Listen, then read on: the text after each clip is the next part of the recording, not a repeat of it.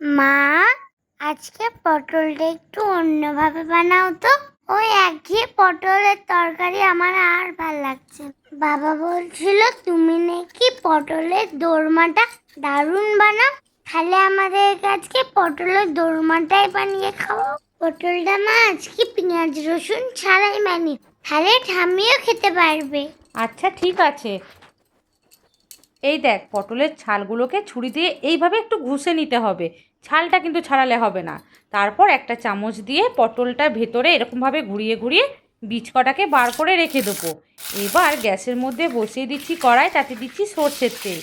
এবার 1 চিমটে নুন দিয়ে পটলগুলোকে উল্টে পাল্টে দু পিঠই ভেজে নেবো। খুব বেশি লাল করার দরকার নেই, একটু নরম হয়ে যাবে তখনই নামিয়ে নিতে হবে। মা, আজকে পটলের দোরমাটা পেঁয়াজ রসুন ছাড়াই করো, তাহলেই তো ঠাম্মিও খেতে পারবে। বলো। হ্যাঁ, আজকের পটলটা আমি নিরামিষ করেই বানাবো। এবার দেখ, এখানে নিয়েছি ছানা, তাতে দিচ্ছি গোলমরিচ, ঝাল লঙ্কার গুঁড়ো, স্বাদ অনুযায়ী নুন আর সামান্য মিষ্টি।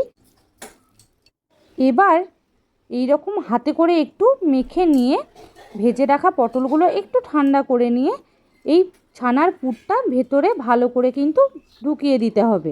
এইভাবে পটলটা বানালে এর স্বাদ এত সুন্দর হয়, একবার খেলে এর স্বাদ ভোলা খুব মুশকিল। এই যে সবগুলোই হয়ে গেছে, এবার ওই সর্ষের তেলের মধ্যে দিয়ে দিচ্ছি কালো জিরে। এবার একটা মশলা রেডি করে নিচ্ছি। দিচ্ছি আদা, টমেটো, কাজু, সামান্য চারমগজ আর দিচ্ছি 2টো শুকনো লঙ্কা। এবার পটলের বীজগুলো দিয়ে একটা পেস্ট বানিয়ে নিয়েছি। এবার এই পেস্টটা ফোড়নের মধ্যে দিয়ে দিলাম। এবার একটু নেড়ে চেড়ে দিচ্ছি ধনেপাতা, হলুদ, ধনে গুঁড়ো, জিরে গুঁড়ো, পরিমাণ মতো নুন, সামান্য কাশ্মীরি লঙ্কার গুঁড়ো। তারপর ভালো করে নেড়ে চেড়ে তেলটা ছেড়ে আসা পর্যন্ত অপেক্ষা করতে হবে। ওই অল্প ছানার পুর যেটা বেঁচে গিয়েছিল সেটাও এবার এখানে দিয়ে দিয়ে আবারও একবার ভালো করে কষিয়ে নেব। যখন রঙটা চেঞ্জ হয়ে দেখতে এরকম একটা সুন্দর হয়ে যাবে, তখন দিয়ে দেবো মিক্সি ধোয়া জলটা। তারপর একে একে পটলগুলো দিয়ে ঢাকা দিয়ে দিতে হবে 10 মিনিটের জন্য।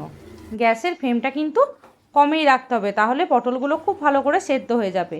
এবার নামাবার আগে দিয়ে দিচ্ছি সামান্য গরম মশলার গুঁড়ো আর দিচ্ছি 1 চামচ ঘি। তারপর নামিয়ে নিয়ে গরম গরম ভাতের সাথে খেয়ে দেখতে হবে যে কেমন হলো। এইভাবে একবার বানিয়ে দেখতে পারেন, খেতে কিন্তু অসাধারণ হয়। ওমা, আমি তো ভাত নিয়ে বসে আছি, তোমার রান্না কি হলো? এই তো হয়ে গেছে, এবার খেয়ে বল কেমন হলো।